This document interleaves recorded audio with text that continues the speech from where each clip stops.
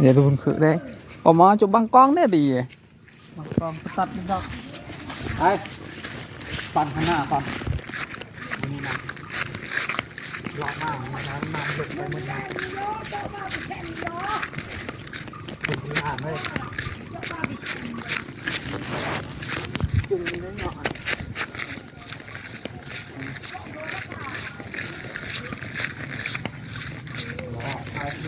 ก่อนเบิ่งจะแค่แล้วนะคุณเบิ่งรถ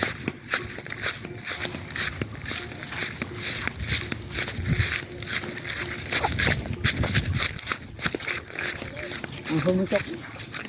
มันทุกจบนะมาทำทุกวัน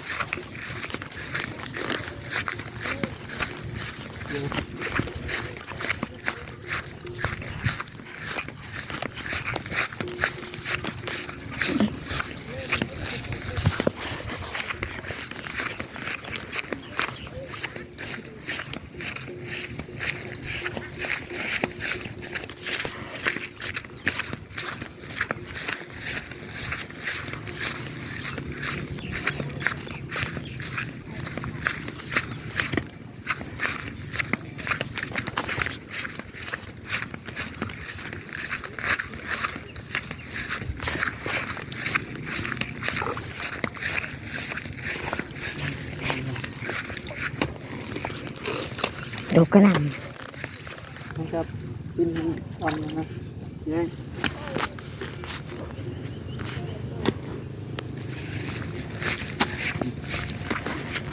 เห็นหน้าก็ยอม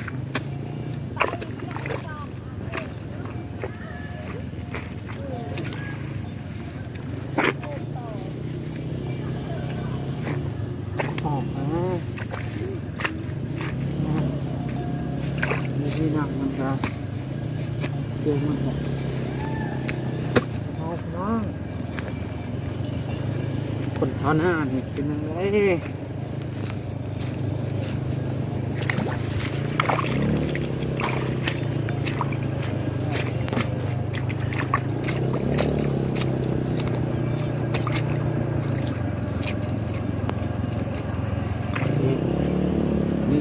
มัน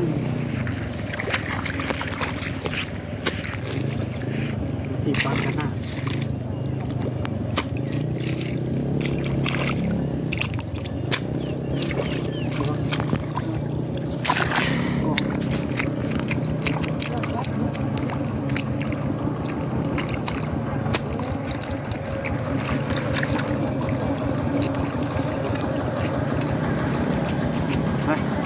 ไปต่อมันเจียงอยู่บ่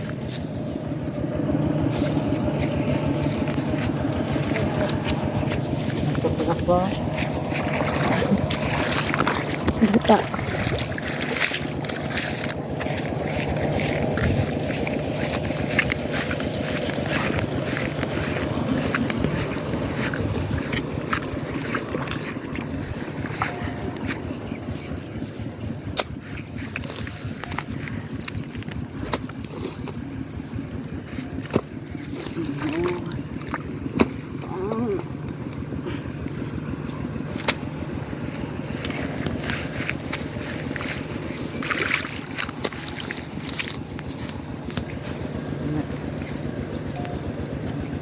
ลูกค้านะต้องเก็บเป็นที่แหละ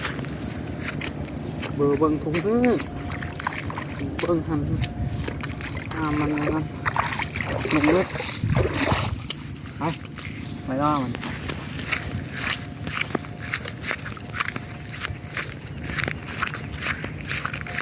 เป็นบอยบอเป็นไหนเบิ้งมันจะไปแล้วเบิ้งว่าข้างนี้นะเบิ้งข้างนี้แล้วให้เบิ้งชีเบิ้งใช่พุ่น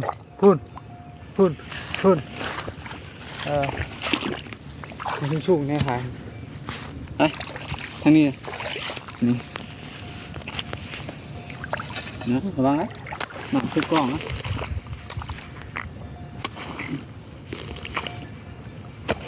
ไปนี่เนาะ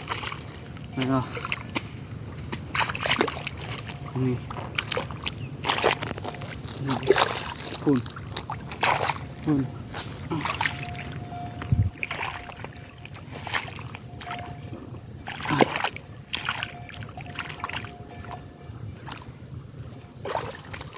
ตามเลยเด้อ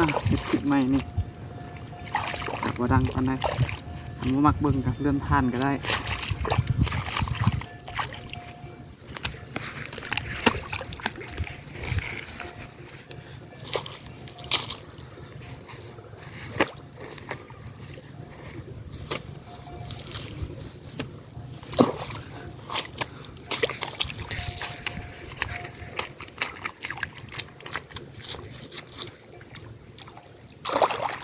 ไปเอาละ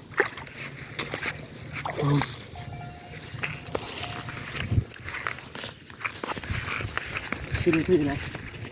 ห้าหก โอเคเหรอ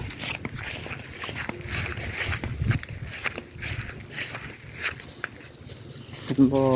อัดน้ำพันเป็นอัดน้ำมันงามขึ้นออกไปแล้วเป็นออกของบุญน้ำพี่น้อง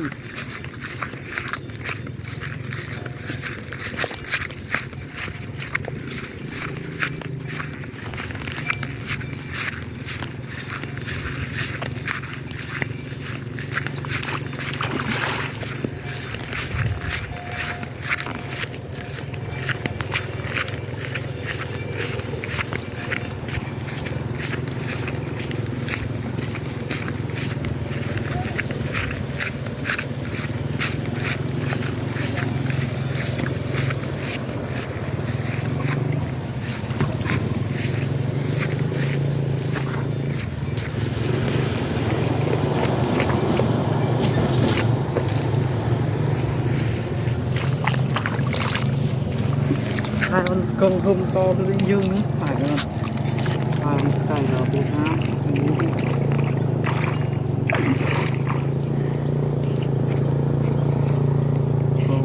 tầm rồi phải anh đi to điều xin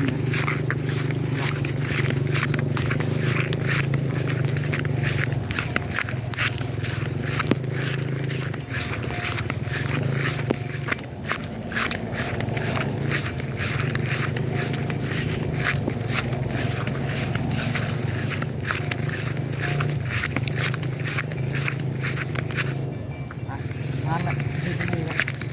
ถ่ายที่นี่แหละ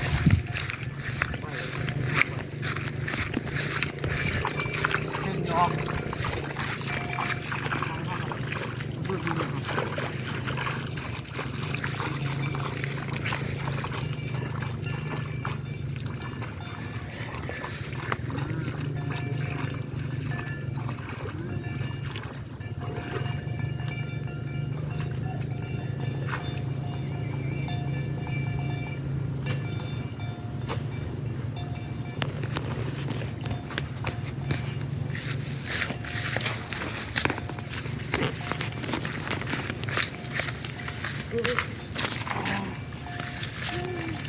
ปัดแค่ไม่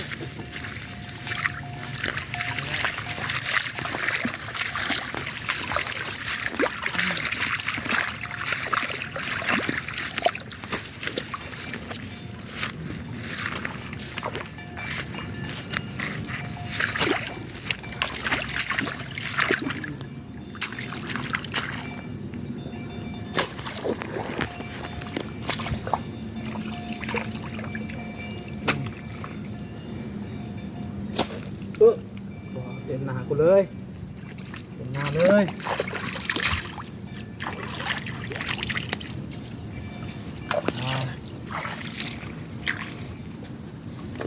เต็มหนาเลย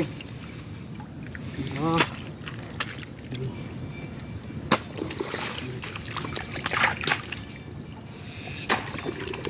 งานเฮ้ย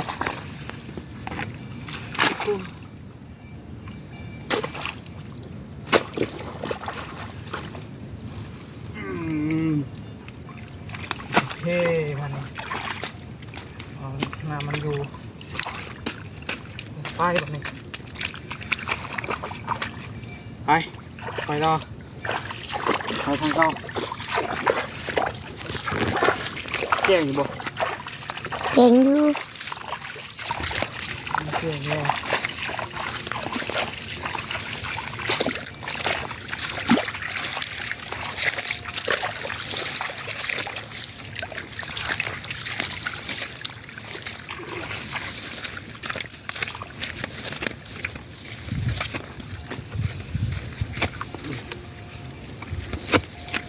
ว้าวถึกใหม่เว้ย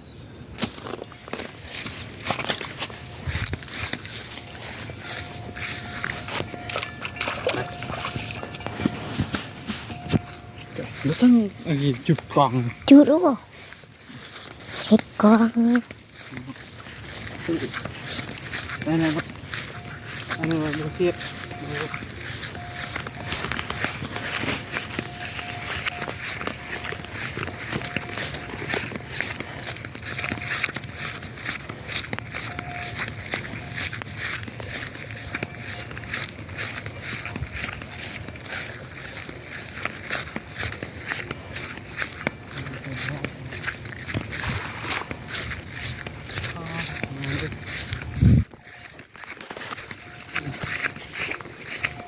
โอ้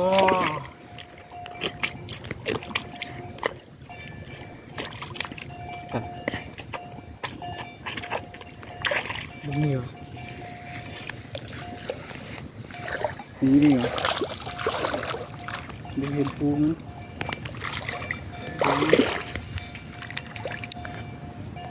นี่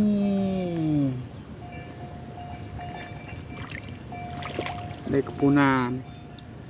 ฮะ